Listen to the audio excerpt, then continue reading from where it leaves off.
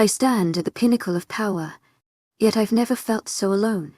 My wife, my moon, has been kidnapped by my enemies. I must find her before dawn, or it's not just my throne but the balance of the entire continent that will be at stake. 61 in honor and blood, Luke. The car stops and I hurriedly walk out and towards the building in front of me. Casper racing to keep up. I knock the door impatiently, then knock again, almost banging on the heavy wood. Williams opens the door. His eyes widen when he sees us, but doesn't say anything as I walk inside the house. Where are the Goldstein warriors? I ask him, just retired to their rooms after training. To my agent extraordinaire, Madeleine Nilban, heartfelt thanks for your unfailing patience, enthusiasm. He tells me, gather everyone in the meeting room. I say over my shoulder, already moving towards it. I house near the mansion at the finish line of the Alpha's hunt is the first thing I bought when I decided I wouldn't be killing those warriors after all. Elise was right. They did expect me to kill them, and when I announced that I wouldn't be killing them and that they are to be the personal guard of the Alpha Supreme, they were grateful. At least, they seemed to be. And now I'll find out how true that was. Casper settles down in a chair next to mine as I set my elbows on the table and interlock my fingers. Soon after, men fell inside the room, a few of my own among them. Faye Ryson's suspicious gazes turn toward me. My gaze swims over them, assessing any malice like a hawk looking for prey. I come up short. All their faces hold a mix of confusion and suspicion. Nothing more. I stand up, flattening my palms on the table, gathering some semblance of stability from the smooth surface. My Luna is missing. The tension that hangs in the air with those words is almost palpable. My own men look almost as panicked as I did when I first heard the news. She's been taken. I continue, my voice carrying over the room by Zoe Goldstein. She intends to make her confess that I killed your former Alpha. I doubt Goldstein would explain why I did it. But to know what you did, she must be some sort of witness. Williams trails off. Something like a mix of shock and realization crosses his face. Your partner for the hunt. A toss nod of my head confirms what he's saying. A man stands up, making my eyes snap to his. His hair is shaved off, and 3 claw marks run down the side of his face in ragged lines. The Unbird, the leader of the Goldstein warriors, the one who had sworn loyalty to me on all of theirs behalf. What must we do to help? To my agent extraordinaire, Madeleine Nilban, heartfelt thanks for your unfailing patience, enthusiasm. He asks in his gravely voice. I doubt I have any capability left to make any expression on my face, and the relief is too numbed by a killing calm. The Goldsteiners must have some place they kept secret prisoners. I say some place they never wanted anyone else to find them. The nods not many, but they are very well guarded. I suspect she's keeping her in one of them until she brings her wherever it is she wants to declare my position unstable. I tell them, looking around the room, I want you to search for her in those hideouts. A round of nods. Leon puts a fist over his heart. We will bring the Luna Supreme back to you. To my agent extraordinaire, Madeleine Nilban, heartfelt thanks for your unfailing patience, enthusiasm. He dips his head. We owe her our lives. I raise an eyebrow. He offers me a fierce smile. We are not idiotic enough to imagine you changed your mind overnight. He says we are indebted to her. In honor and blood, I will come along to search. I swallow whatever emotion tries to surface. Swallow the need to shift and tear the world apart from my mate. Luke, Casper's hand falls on my shoulder. You need to see this. He holds up his phone, a message illuminating on it. Zoya Goldstein challenges Alpha Lu Quintas right to the title. She invites all Alphas of the continent to gather at the Temple of Moonshire in her packed territory. Tomorrow at dawn to see the proof of his unfenced. That woman sure is dramatic. Casper puts his phone back in his pocket. I feel an avingwam still, almost detached from my own body, whirling through the thoughts in my head. To my agent extraordinaire, Madeleine Nilban, heartfelt thanks for your unfailing patience, enthusiasm. Leon looks at me go. I tell them all start the search. If you find her, get her back. I don't care who you have to kill for it. Get her back. I don't mention what to do if they don't find her. The table groans under my hands and I realize I've dented the heavy wood with clawma. The warriors filter out of the room. I distantly hear Leon barking orders. This message probably reached every alpha in the continent. Casper says they're going to start contacting soon, asking what the hell this is. He turns his gaze to me. What do we do now? I feel like it would be a wholly bad idea if I flipped the table over. Even a minute kind of chaos would probably tear through every barrier I have put on my instinct. Call then, I tell my beta. An inkling of a plan forming at the back of my mind. I want all of them in this room before midnight. And if they contact Goldstein and tell her, Williams asks. I feel my finger dig deeper in the wood. She won't care. She thinks she has the upper hand right now and I'm only drawing at straws.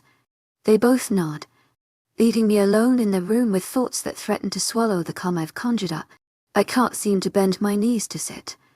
I let the stillness wash over me, over the creature that prowls beneath my skin, over every rash desire to murder the woman who's taken my Luna from me, over every horrible thought that threatens to enter my head. I breathe, force the tension from my limbs with practiced skill and settle down in my chair. I'm going to get my girl. And I'm going to make sure everyone knows what happens to those who threaten me or mine. The meeting room is full again, this time with all the alphas of the continent under my control. I turn my gaze over the faces seated around the table. You all got the message. Alpha Kieran leans back in his chair. Yours or Goldstein's? I fix him with a look. Both. What do we make of this? Joseph asks, rubbing a hand on the stubble at his jaw. What proof does she has against you? None. Interlocked fingers on the table. Alpha Lion barks at a rough laugh. I would have ignored Goldstein's message as crazy if you hadn't called this meeting. He flashes me a rough-ish grin. You called us because you're scared of something. Silence falls over the room. I look at him until he drops his grin and gaze. He has a point. To my agent extraordinaire, Madeleine Nilban. Heartfelt thanks for your unfailing patience, enthusiasm. Alpha Texan says calmly, you wouldn't call us for nothing. She has something far more important than any proof. I have to retch the words from my mouth. She has my mate. The silence that befalls the room is different than the last. Everyone has gone abruptly still. Our Luna supreme. Alpha Gideon sucks in a sharp breath. She's stolen my mate to make me bend to her will. I say, who's to say she won't steal yours to make you do the same? All at once. Every one of them looks tense. Alpha Iron clears his throat, looking more aggressive than thoughtful as he says, I talked to Goldstein. I have to refrain myself from leaning across the table and grab him by the throat to have him say what the fuck she said to him. As I said, I thought she was crazy, so. Get to the point. I growl, claws digging in the arms of my chair. Right.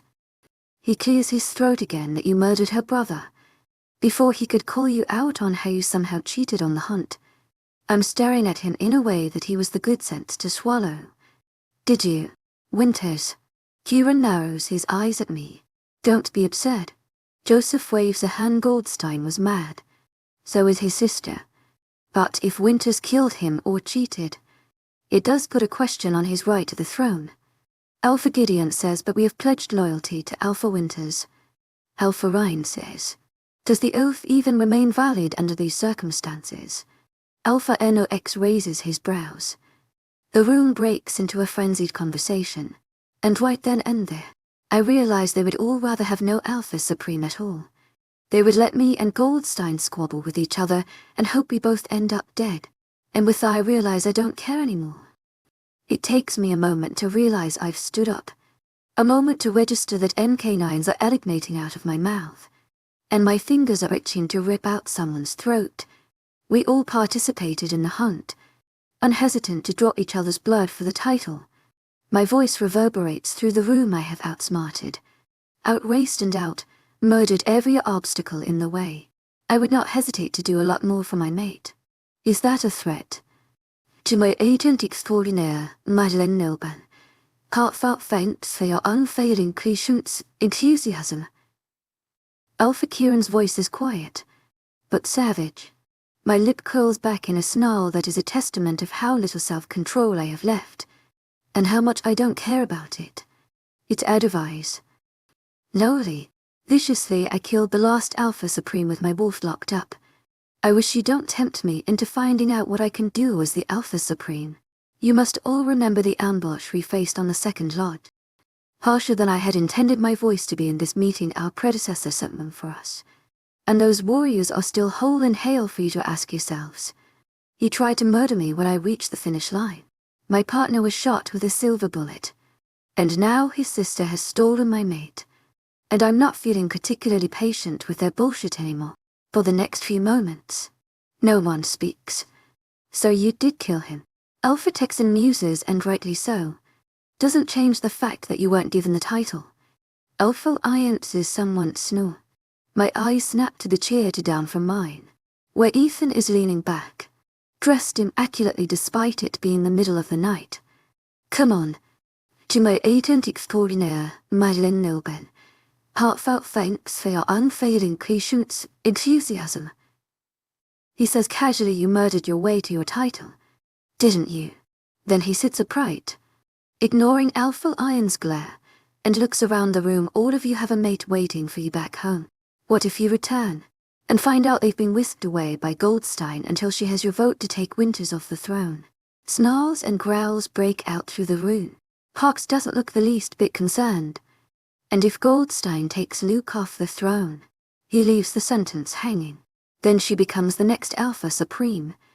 Joseph finishes. How convenient that the previous Alpha Supreme's family died just recently. And if not these two, Alpha and her ex-monas, then someone from the other continents might take the opportunity to wage war in the absence of someone to deal with the other Alpha Supremes. A round of nods goes around the room. I'd rather have Winters on the throne than someone who murdered her own brother's mate and children for it, Ethan says, then turns his gaze on me. Whatever it is you need to do to bring the Lunar Supreme back, you have my pack support. I second that.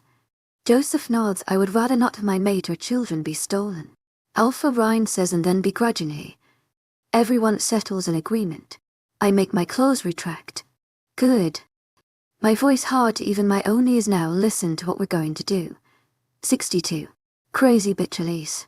The witch leaves the cell with Derek and I sit up, gingerly poking my abdomen. To my agent extraordinaire, Madeleine Nilben. Heartfelt thanks for your unfailing patience, enthusiasm. Derek S. friend, whose name I still don't know, told me we'd be leaving tomorrow morning to go wherever it is I have to give the testament. He said good night. It must be night right now. I wait until I can so longer hear their footsteps. Wait until there's nothing but my own breath that I can hear. I don't know if Luke knows who's taken me, if HES coming, or if Goldstein has made some demand. But I'd rather not wait to find out. I seize up the wall, and imagine how many times as a young idiotic teen I practiced to climb up anything. To my agent extraordinaire, Madeleine Nilben. Heartfelt thanks for your unfailing patience, enthusiasm. Walls, kitchen counters. I feel my lips twitch into a nervous grin, a jolt of adrenaline in my spine. My fingers find a hold on the wall, then my feet, and then climbing up, each step a bit closer to escape. I lose my footing once, and fall right back on the ground, hissing a few choice curses under my breath. I get up and start over, only to fall down again, and again. After a dozen failed attempts, my fingers latch onto the gauze of the vent. Holding tight, breathing out a shallow breath, I pull myself up enough to see it clearly. My throat tightens at how small it is, barely big enough for me to fit in. An old panic settles in my stomach. You could run when they're moving you. That fear whispers in my head. You could wait until you're there and then escape. You could wait for Luke. You don't have to go in there. Taking an unsteady breath, I pull the ring out of my pocket, pressing as tightly to the rough wall as possible. I use the thin band to unscrew the big nails at the corners, tossing the unscrewed nails inside the unbearably small metal pipe with unsteady fingers. I don't know what I'm doing, only that I didn't climb up so difficultly and scratch myself all over for nothing. The lid hangs off from one screw at the top left corner, I look inside the small metallic exit, dark enough that I can't see anything. Hear my breath echoed in it. Don't do this. A childish fear, ingrained so deeply it seems to hold me in place. You can't do this. I force my lungs to work, my gaze to focus on the platinum band in my hand.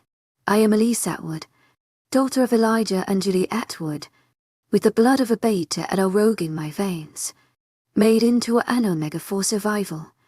I am Elise Atwood, champion of the Alpha's hunt, known as supreme of a whole damn continent. I am Elise Atwood, and I will not be afraid. I scramble into the vent. My head is dizzy as I crawl through the vent, my arms trembling just slightly and my breath forced into a slow rhythm. Counting the minutes. I know I've been crawling for over an hour. The ring on my finger seems to be the only thing I can feel. I occasionally curse a Goldstein in my head, bumping against dead ends and retracing my steps in this maze of metal.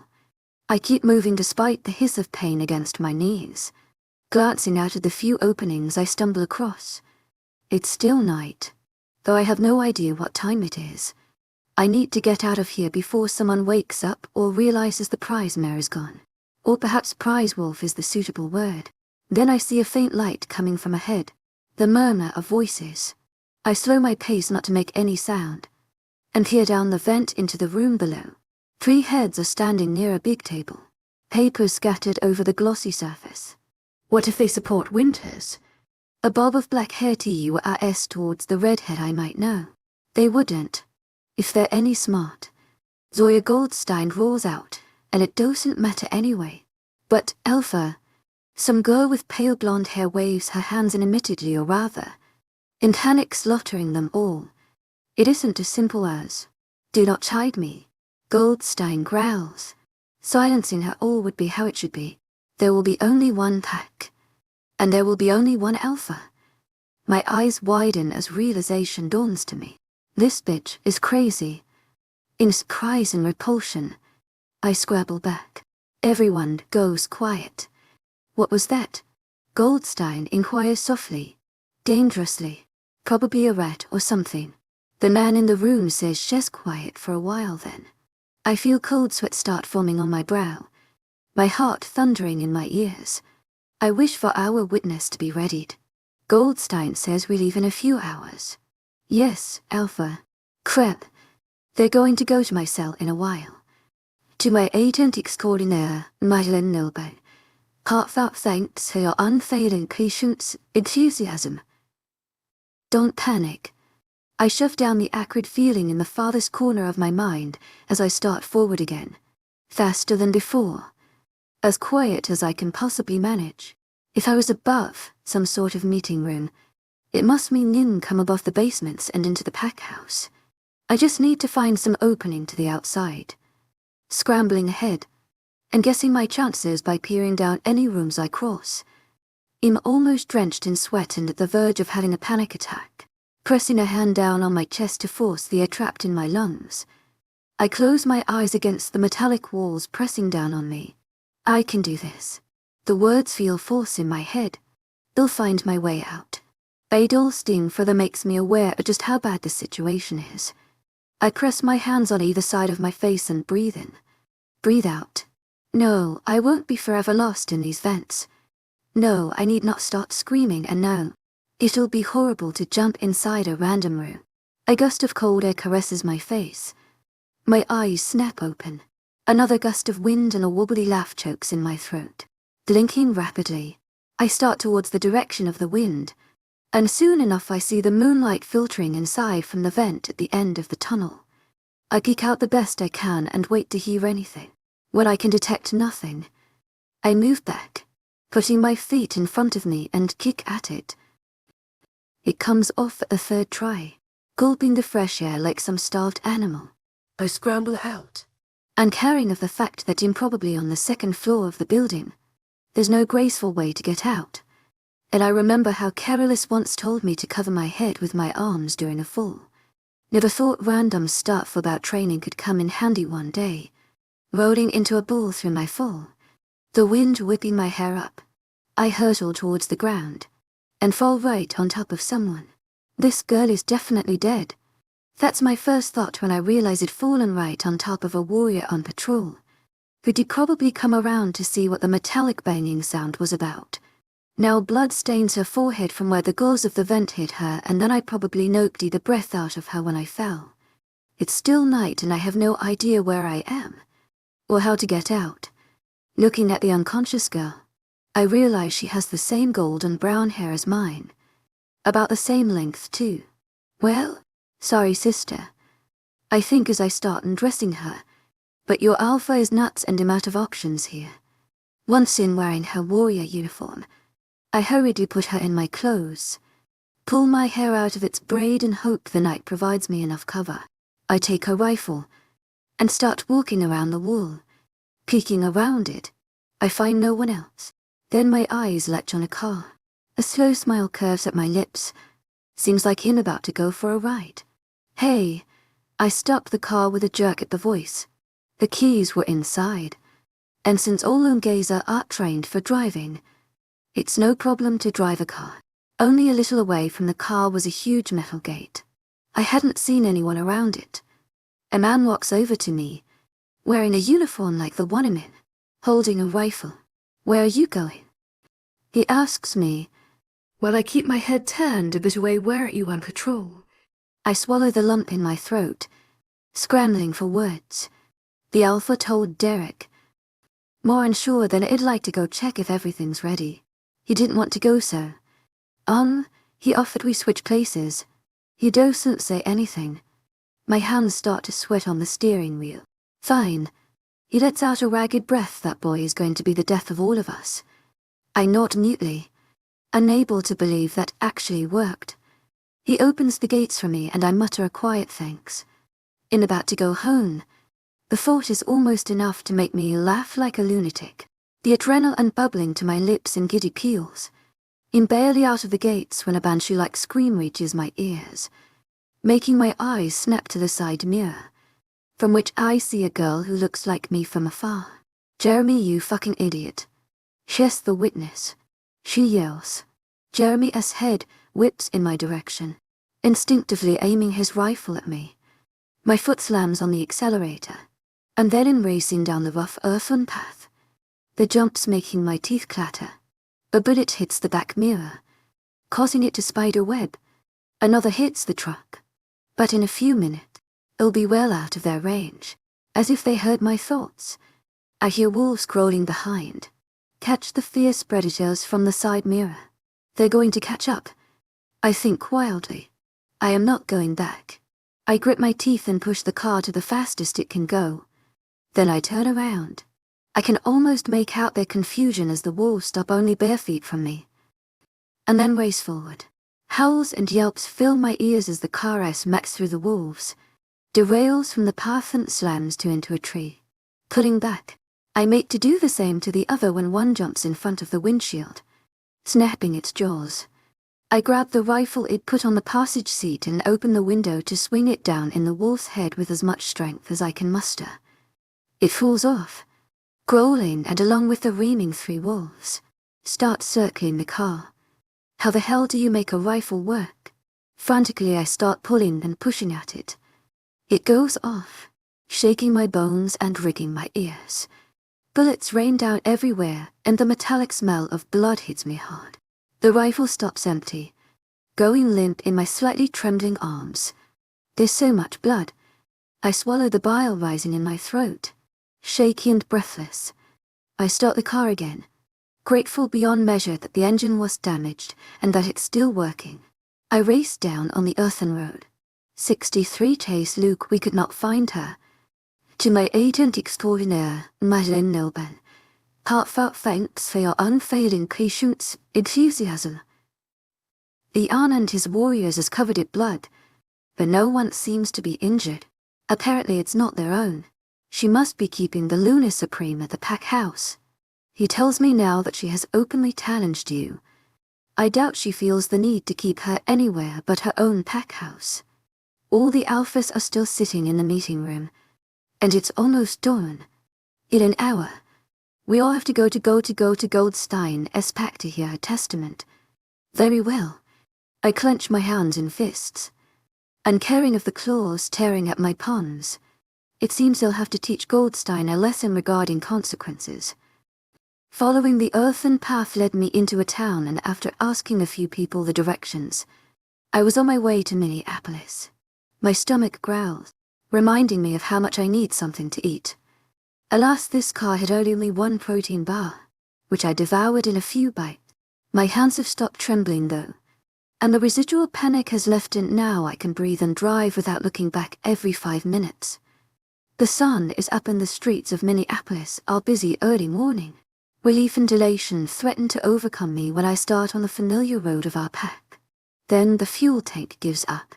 To my agent extraordinaire, Mylin Nilben, heartfelt thanks for your unfailing patience, enthusiasm. I say to the car, you're going to give up on me now.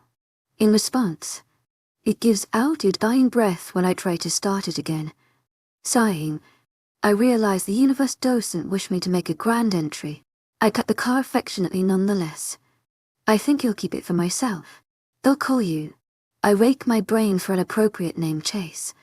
I cut Chase once more for good measure and then start walking, only now realizing how wobbly my legs feel once the adrenaline is gone. Nearing the gates, I see a figure pacing around it. Dark red hair pilled in a messy bun. A rush of relief crashes over me, leaving me slightly out of breath. Angelina notices me nearly at the same time I notice her, and the next moment, I'm crushed in her embrace, the scent of love undercovering me. Oh gods, she breathes out, holding me tighter by the secondary back. I hug her back just as tightly. So are you. You bitch. If you ever make me leave you behind again, I'll kill you. Angelina doesn't seem to mind my death threats. You're back. You're okay. I nod and take a moment to gather my thoughts. We pull away from each other and I realize her arm is bandaged. What happened to your arm? Alarmed, I kept chewing on it with anxiety. Angelina smiles a bit. The heater patched it up lest I ate it. That startles a laugh out of me and I decide to drop the subject for now. All that matters now is that I'm home and Angelina is okay and everything is going to be fine now. Did Alpha Luke find you? Letting me lean against her as we walk inside the gates. I shake my head. Instantly straight away. Where is he? Goldstein sent a note. She tells me it said she's going to make you confess something. He went looking for you. I sigh. Let's call him and give him an earful about how to be heroic. Angelina chuckles. Yeah. Let's go do that. What do you mean you can't reach them? I'm in the pack infirmary. Despite my insistence that I'm fine and surprise. My in-laws actually came to see if I'm fine. Though it seems I am not fine. Luke and Casper took off in the middle of last night. Alpha JX tells me without telling me where they're going, and they're too far from here for anyone to use the mind link. They aren't picking up their phones either. Beta female Clara says. They might be at the meeting by now. Beta Drake says meeting. I can't breathe. Goldstein called all the alphas of the continent to meet at her pack. To prove Luke isn't fit for the title. Alpha J aches as I hold my head in my hands. No. I have to go. I stand up. Feeling dizzy, I have to stop them from going. Elise? Sweetie. What do you want? Tries to make me sit again. She's going to kill them. I pull away from her. Breathing shallow, she was saying how she's going to kill all of them. Then every other alpha in the lands. It's a damn trap. My vision swims slightly, and I can't seem to breathe. I have to go. I have to get him back. Alpha JX grabs me by the arms when I make it towards the door. Let me go. I trash against his hold. Baring my teeth. Snap out of it. He shakes me. Once. As if trying to knock some sense into me. Luke is not a child. He will not be squashed down like a toy. You have to trust him. But he doesn't know. I push his arms away. My eyes stinging. I can't do sure to try and kill him. Just like Luke didn't wait for you to come back on your own. He yells back at me, and look how that turned out. We glare at each other, both breathing heavily. My eyes are burning with withheld tears out. I grit my teeth. What? Beta Drake stares at me like I've grown horns. Get out. I fling a finger towards the door. All of you. Leave me the hell alone. Alpha JX opens his mouth to say something, but Luna puts a hand on his shoulder and motions him to come out. Huffing, he stomped us out. Everyone else follows. I slump down on the hospital bed, holding my head in my hands.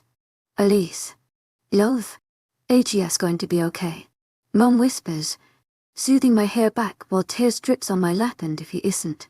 The tremble in my voice has nothing to do with mistrust and everything to do with fear, Mom. I'm not strong like you. She sucks in a sharp breath. I feel her arm wrap around my trembling shoulders. You won't have to be. I press my wet eyes close and swallow through my parched throat. Hachi's going to be fine. I think those words so vehemently. It feels like I'm shouting them. He has to be. I hate you, Luke. The car stops by the borders of the Goldstein territory. The guards watch us with apprehension before opening the doors. It takes every bit of willpower in me not to prowl inside the Dampack house and rip it apart brick by brick. It takes every bit of restraint not to snap Zoe Goldstein's neck when I see her standing by the Temple of Moonshiny. I force myself to take a breath, to push the instincts aside and focus. My eyes take in the cars parked nearby. My senses busy in distinguishing which scent belongs to which pack. The 6 surviving hunt competitors other than me have arrived. The alphas that hadn't participated are also here, as well as those who have taken charge of their packs after the alphas cowed and make it back. Alpha Winters. Goldstein flashes me a smile that looks like a snarl. I didn't think you'd come. I'm the guest of honor. I look down at her. How could I not? Allow me to treat you as such. She sweeps an arm towards the temple. Forget the plan. Let's kill her right now, Casper says as we do inside. Don't tempt me. Thought my eyes do turn to Goldstein's neck for a second. My hands itching with grim anticipation. Not yet. I close my hands into fists. Death so quick would be a mercy. My eyes go over the others in the temple. Joseph meets my eyes and inclines his head towards Parks. He doesn't meet my glance, but nods as if sensing my attention. I notice his beta is not with him. The rest of the Lycans all glance anxiously between Goldstein and I. The air is palpable with tension. Goldstein goes ahead at the small stage on the marble floor, warriors flanking her. As all of you must know, Goldstein beings, we've gathered here today to unfold the truth about my beloved brother's death. One which is unfortunately related to our new Alpha Supreme. She gestures to someone, and a girl with pale blonde hair walks towards the stage. She whispers something in Goldstein's ear and her expression shutters. She recovers remarkable fast, and if I hadn't been watching her so intensely, maybe I wouldn't have noticed. The blonde finishes talking and steps away from the stage. Goldstein smiles at all of us. And now, an eyewitness, who is not from my pack, shall come forward and tell you the truth of what happened on the hunt, she says, veiling her arms for the effect. My eyes dart towards the doors of the temple, hungry for the sight of my mate. To no chess here. The doors slam shut. Orf, that's what I would say, Goldstein says, but I'd rather not waste any more time. What is the meaning of this? Joseph demands. We came for the evidence. Well, where's your witness? Alpha Luke Quinters murdered my brother. Goldstein ignores him. Addressing the crowd, he probably even got my brother's mate and daughters killed. Would you want this murder to be your leader, or the one who should rightfully be? No one speaks. The temple is absolutely silent. Fury crosses Goldstein's face.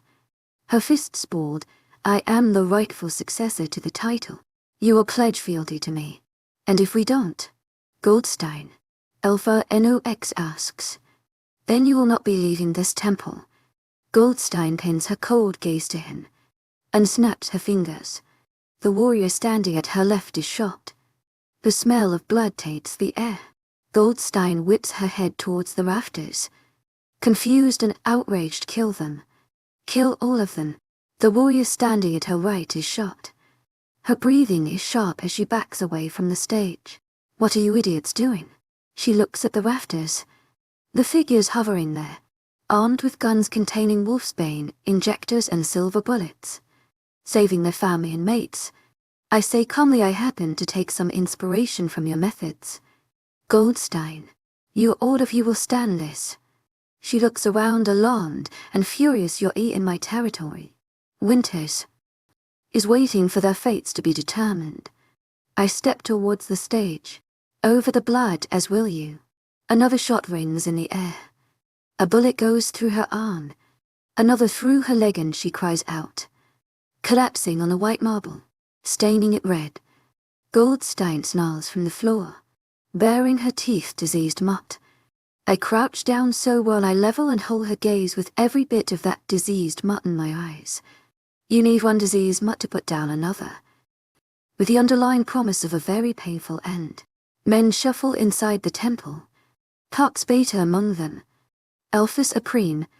He makes a customary nod towards me. Did you find Elise? I stand up.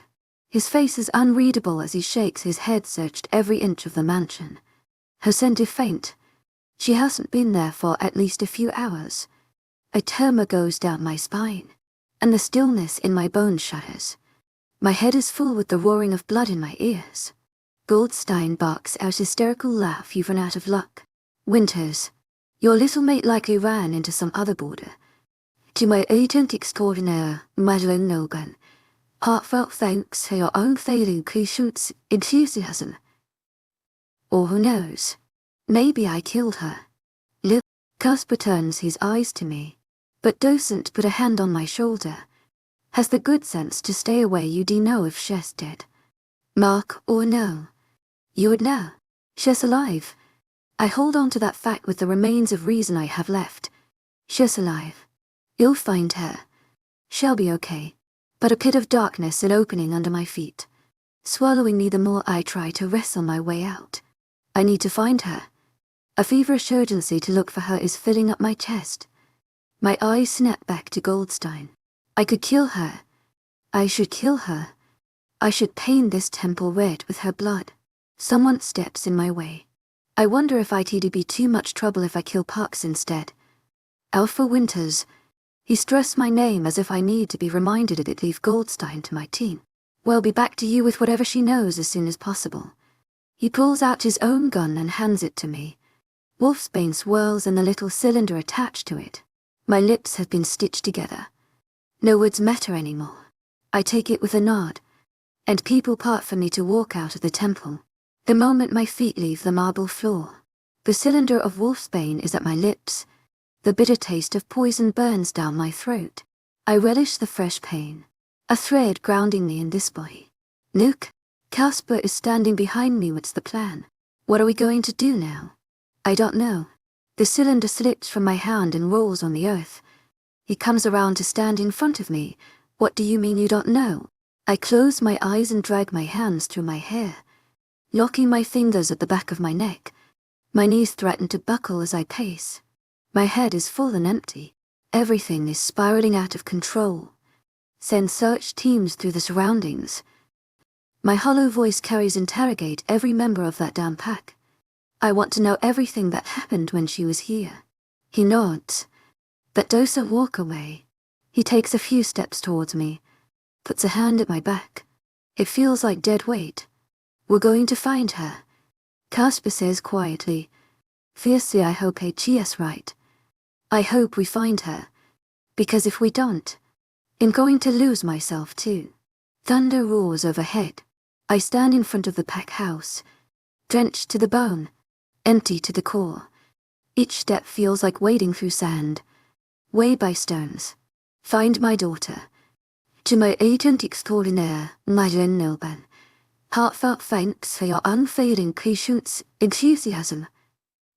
Thud, thud, thud. She trusted you. Thud, thud, thud. Your luck has run out. Thud, thud, thud. It's only when rain stops splattering over me that I realize we're inside the pack mansion. Casper puts a hand on my shoulder and gives it a squeeze once before going towards his room. I realize the pack warriors with us must be went for the warriors' lodging. The past few hours swim in my head. Goldstein had no clue where Elise is.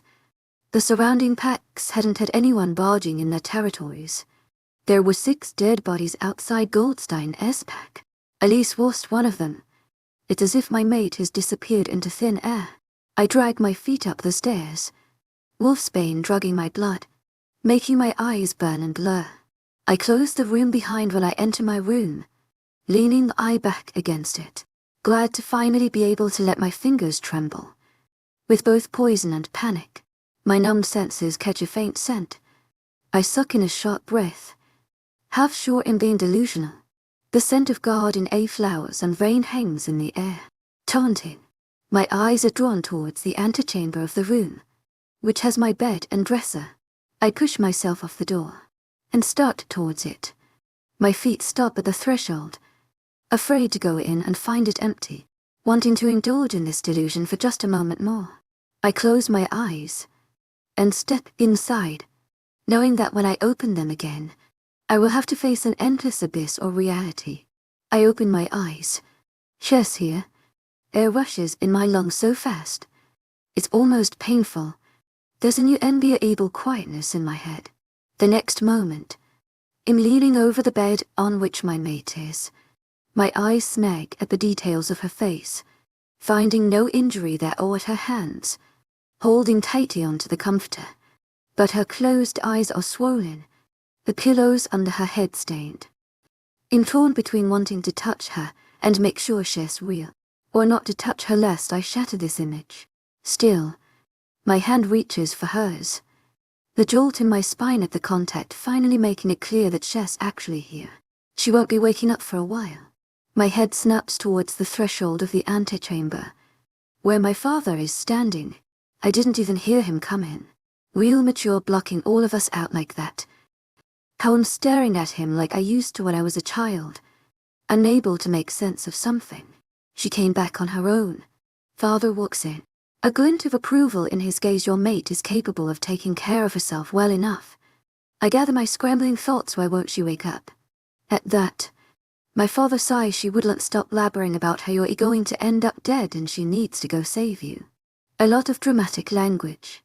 The healer mixed up some sleeping tonic in her water lest she gave herself a heart attack.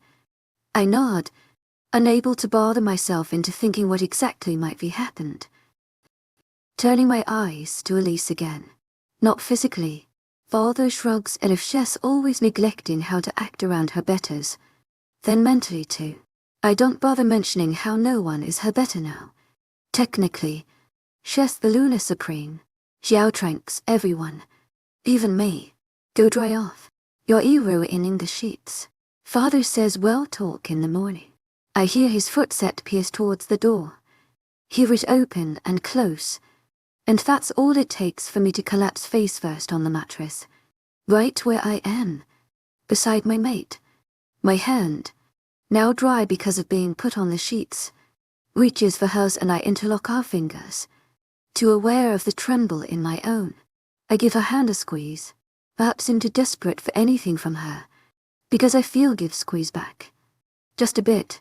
I close my eyes and take a deep breath, overcome with relief and disbelief and tiredness, the like of which I haven't ever felt before. But she's here, and so that matters right now. My head is pounding when I wake up. My chest feels caved in, and my eyes are burning. There's something sluggish about my senses, which I'm sure is Alpha J excess doing. I don't remember falling asleep. The scent of coffee and pine trees surrounds me. The room I'm in is vaguely familiar from the few times I've cleaned it. Luke's room. Luke, what time is it?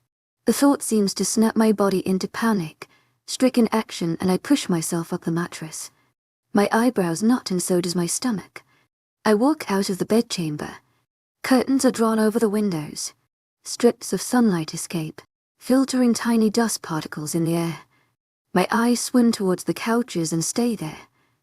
I hold my breath, eyes wide in disbelief, afraid to blink. Luke looks up from the papers HES reading, stormy blue eyes locking with mine. To my agent extraordinaire, Madeleine Nilben, heartfelt thanks for your unfailing patience, enthusiasm. To my agent extraordinaire, Madeleine Nilben, heartfelt thanks for your unfailing patience, enthusiasm. Before I know it, I'm upon him, wrapping my arms around him, almost falling over him on the couch, my finger digging his shoulders, anchoring him there. The sound of my heartbeat is uncomfortably loud in my ears. Is this a dream? I ask him, closing my eyes tightly. My head is surely swimming enough for me to believe that. Luke's arms are solid around me, fingers gently running down my hair, untangling a knot. No. If this isn't your lying, I'll kill you. Then I suppose I should be glad. I can almost hear his smile. I pull away just enough to look at him. Glaring daggers, you are a bloody idiot. Luke raises his brows. Why? What did I do? Why did you go there? Not sounding as stern as I would liked. Rather, my voice has a slight tremor. Why would you fall for such an obvious trick? Did you really think she would just hand me over to you there? Didn't you see it was a trap? Luke brushed my hair back from my face, along with the treacherous airs that escape, though I'm still glaring at him. I don't care what it was, he says, but I would barge into hell to get you back if I had to. I groan in frustration and bury my face in his shoulder. Now is not the time for romance, but my dumb heart melts anyways. I hate you, I tell him, holding his tightly. Luke asks, returning his arms around me. Then let me go. I hate you and I am not going to do what you want me to. He chuckles at that, pressing his cheek to my head. We stay like that for a few moments, until my heart finally stops beating so hard and fast, until I'm sure that he's okay, and he's with me. It's finally over. Right. Luke presses a kiss to my head. Yes. To my agent extraordinaire, Madeleine Nilban. Heartfelt thanks for your unfailing patience, enthusiasm. To my agent extraordinaire, Madeleine Nilban. Heartfelt thanks for your unfailing patience, enthusiasm. I let out a long breath and pull away from him. A smile tugs at the corners of my mouth. Well then, I grin. When are we moving to New York? Epilogue. My phone buzzes beside my pillow. Without opening my eyes, I reject the call and pull the blanket over my head, drifting off to sleep again. My phone buzzes again. Groaning, I grab it and raise my hand to throw the metallic demon out of the damn window, but UFO. I drawl out. Are you? There's the sound of a muffled chuckle. Are you still asleep? My eyes flutter open just the slightest bit at voice. A sleepy smile tugs at my lips. Why, good morning to you too. Love. I coo. It's almost 11. To my agent extraordinaire, Madeleine Nilban. Heartfelt thanks for your unfailing patience, enthusiasm. Luke tells me so. I sit up and yawn. The whole point of coming to my apartment was that I get some sleep since all the preparations. Words dry on my tongue. My eyes widen and I scramble out of bed. The phone still pressed to my ear. I hiss out a string of colorful curses as I look out of the window. The sun is so high up already. Luke chuckles. I called just in case. You bastard. Why didn't you call me earlier? I glare at the phone, panic bubbling in my head. From the sound of it, Achias trying not to laugh. You forbade me from calling. To my agent extraordinaire, Madeleine Nilban. Heartfelt thanks for your unfailing patience, enthusiasm. You said it's a bad omen. Remember? Well, in case of emergencies. The door knocks. I jump out of my skin, almost dropping my phone. Crap. I mutter. Pray for me. Do? My executioners are here. Best of luck. Regia me. He says and pray for me too. Casper and Parks have gone absolutely mad about the suit. I feel a smug smile lift at the corner of my lips. Casper and Ethan might just convince Luke to wear anything other than the simple black suit he's hellbent on wearing. I don't mind though. He looks amazing in everything. The door knocks again and I hang up with another curse. Just give me a moment. I call out, racing for my closet, rampaging for my clothes. I take out the dress and spread it over the bed, thanking my stars that the shoe's already placed by the foot of the bed. Angelina and Ox again open up. Is something wrong? Nothing. Brushing my teeth, I can hear her gasp of realization. You overslept. Didn't you? Gargling as quiet as humanly possible, I spit out, and then make it towards the door, opening it just a crack. I peek out. Tell me you're alone. Not wanting to face my mother's wrath, I'm alone, you idiot. Angelina shoves her way in and I quickly lock the door behind. I set up 3 alarm clocks. How did you not wake up? My eyes flicker to the opposite side of the room, where the remains of those alarm clocks are evident. To my agent extraordinaire, Madeleine Nilban, heartfelt thanks for your unfailing patience, enthusiasm. I offer her a sheepish smile. It's your wedding into ours. She throws her hands up, already dressed in a long gown of royal blue. Well, you're my bridesmaid. I throw my hands up as well. Help me. Okay. She breaths out, Mum.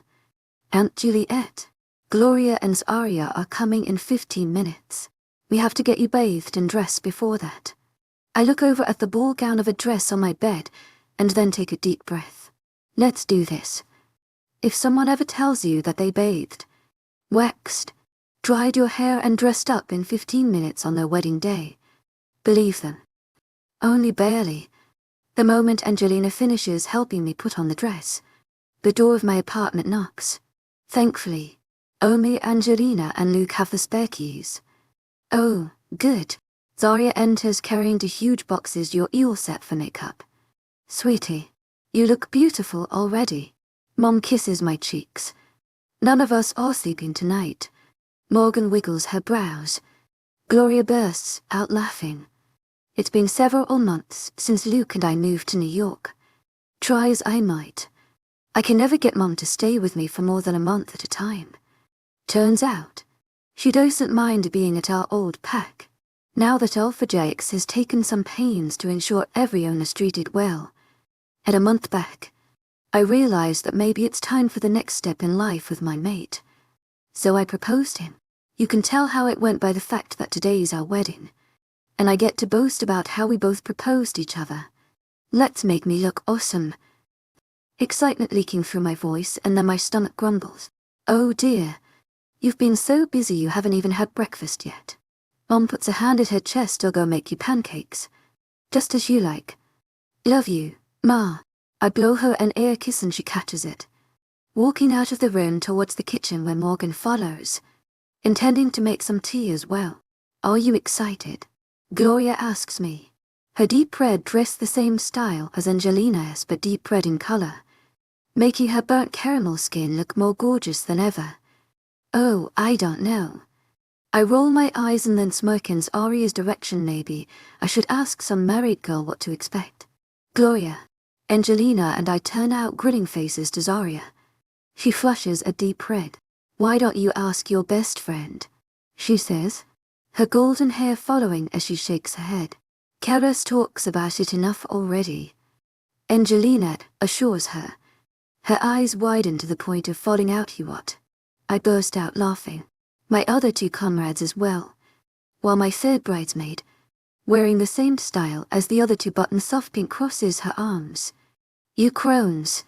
Zarya snatches my chin and starts contorting. Keep in mind that I'm going to be the makeup artist at all 3 of yours weddings. Oh mighty makeup artist, I say dramatically, have mercy on me. I shall have my revenge, she says, on all 3 of you. Sorry to disappoint you, love. Gloria puts her hands on her hips. Casper and I don't need to get married to live together. Or for other things. I wiggle my brows at her. My man keeps me happy.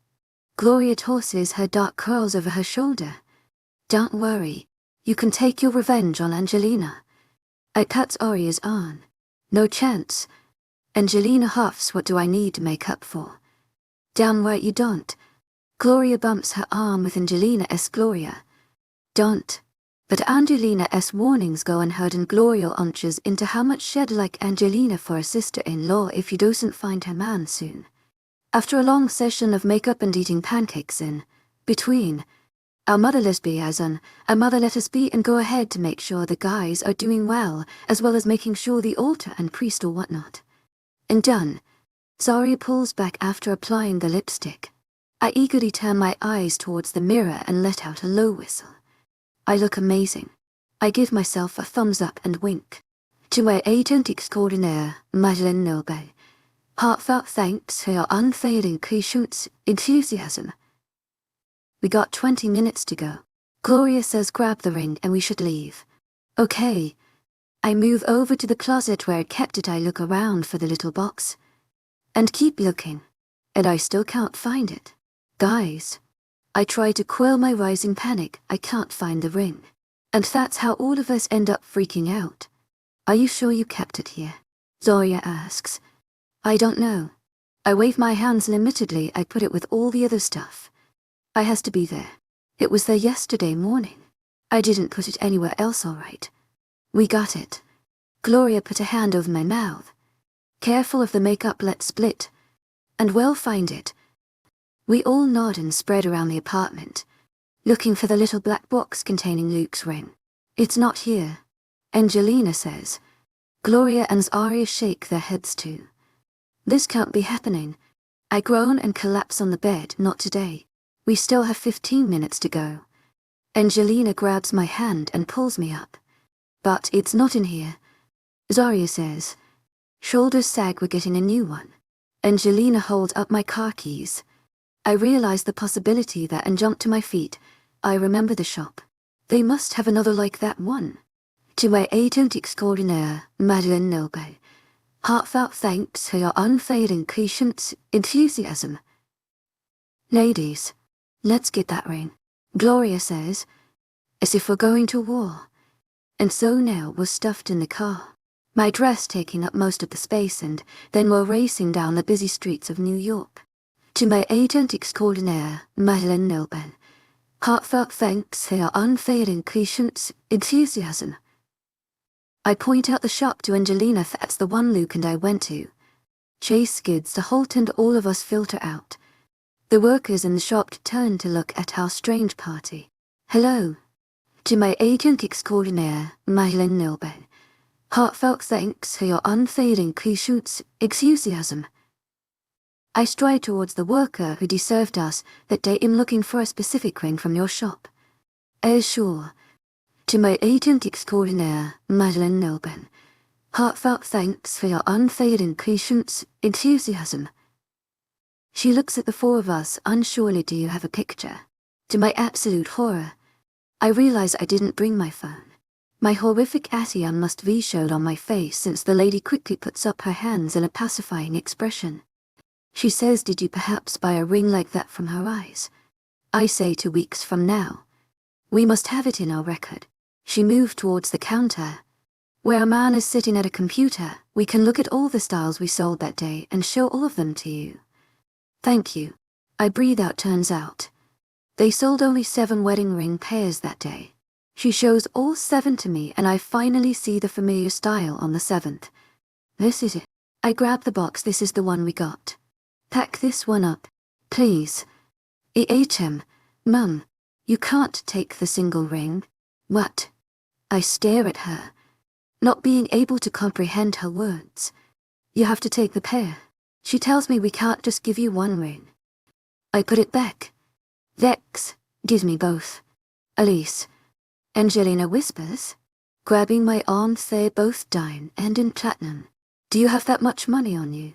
Making a foul face, I hold up my credit card. It's probably going to go empty today. We get the rings and finally make it out. And squish inside Chase again. Shit. We're so late. Gloria says. To my agent extraordinaire, Madeleine Noble. Heartfelt thanks for your unfailing patience, enthusiasm.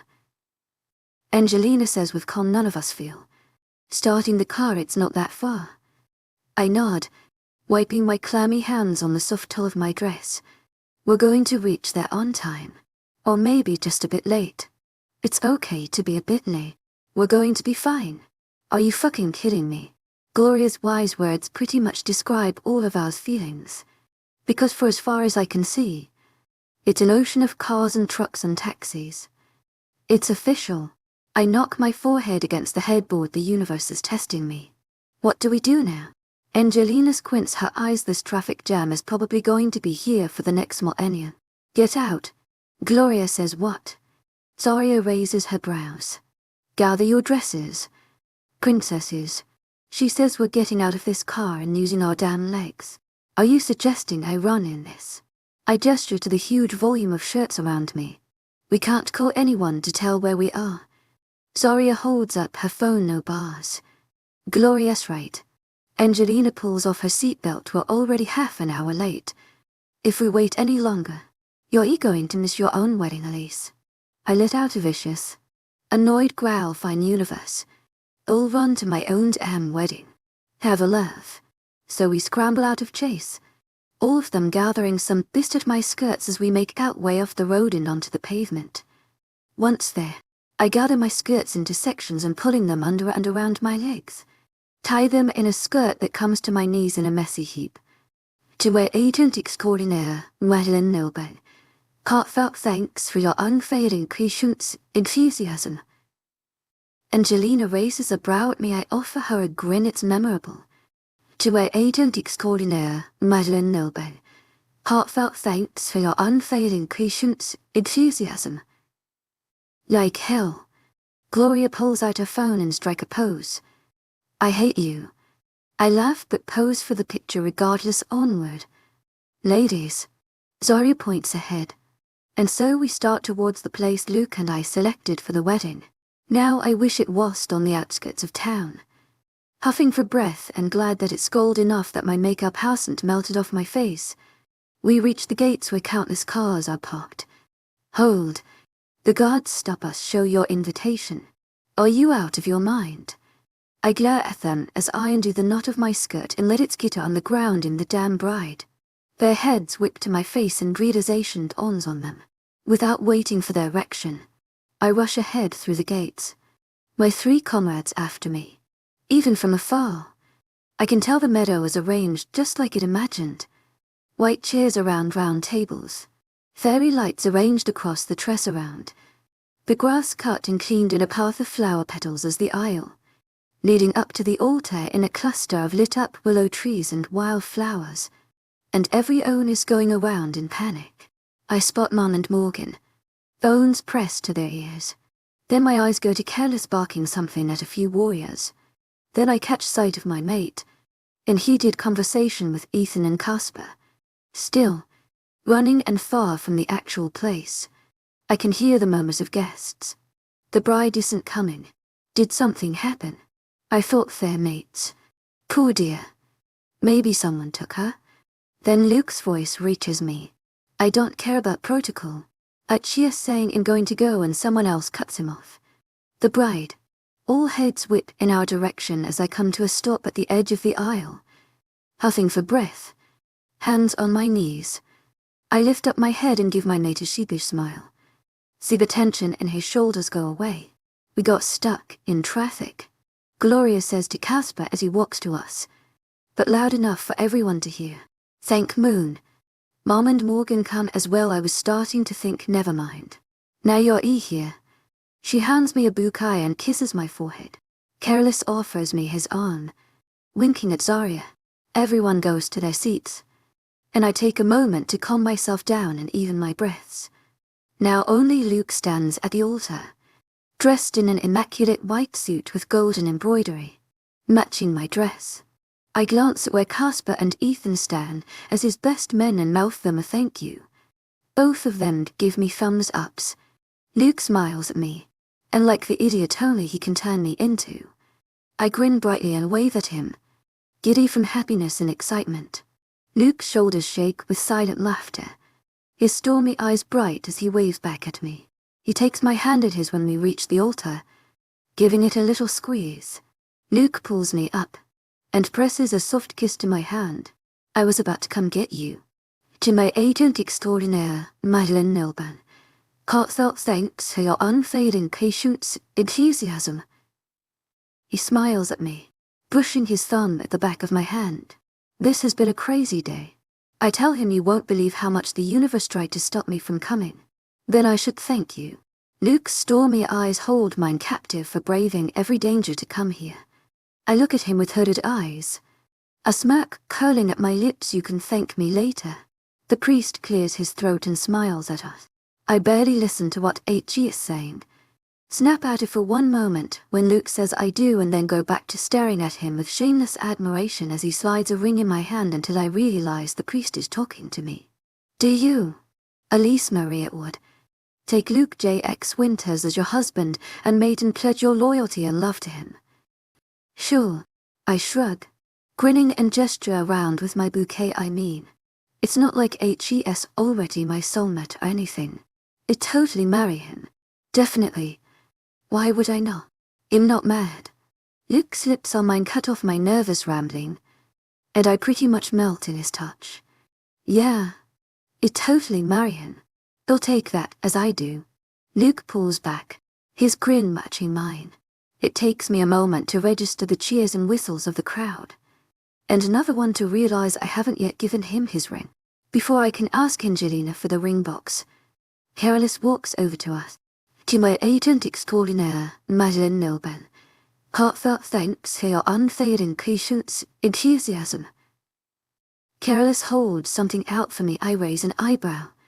He continues. Luke's ring. You gave this to me for keepsake yesterday. Remember? 3 faces snap to me in identical glares and I wince. Thanks. Bro, no prob. He gives me thumbs up before he goes back. I'm guessing there's some more to that traffic jam. Luke smiles at me. I ignore the warmth that floods to my face. How do you feel about having 2 wedding rings? He raises an eyebrow. Do I get to kiss you twice? I laugh as I slide the ring in his finger and pull him down for another kiss. Tossing my bouquet, music fills up the atmosphere and I pull my husband down to dance. After a few dances and teasing, laughing and cutting the cake, Luke pulls me towards the altar again. I have a gift for you. His lips brushing my hair. A smile curves at my lips, and I raise an eyebrow right here. His chuckle reverberates through him to me, since his arm is wrapped around my waist. My side pressing to his. As tempting as it is, not that kind of gift. Luke pulls me behind the willow trees. There's a thin package inside the hollow of a tree. Luke keeps his arm around me, so my back is pressed to his chest, and holds it to me, curiously. I open it up, wondering what could he possibly get me that feels like a piece of paper. A gasp escapes me as the cover falls away. It's a piece of paper, all right. A college admission form. I breathe out. You wanted to go. Luke's voice caresses my ears. So you will, whenever you like. But I can't believe my eyes. But the council, they would never agree to it. It's not easy to disagree to something they don't know about. I can hear the smile in his voice, setting the form back in the hollow. I tee you around in his hold, hooking my arms around his neck. Well, Mrs. Winters. Luke smiles down at me. What do you say? I return his smile. I say, why the hell not, Mr. Atwood. He laughs at that and leans down to press his lips to mine. Thank you for tuning in. If you enjoyed this episode of the story, please give it a like, and don't forget to subscribe to get notifications for updates.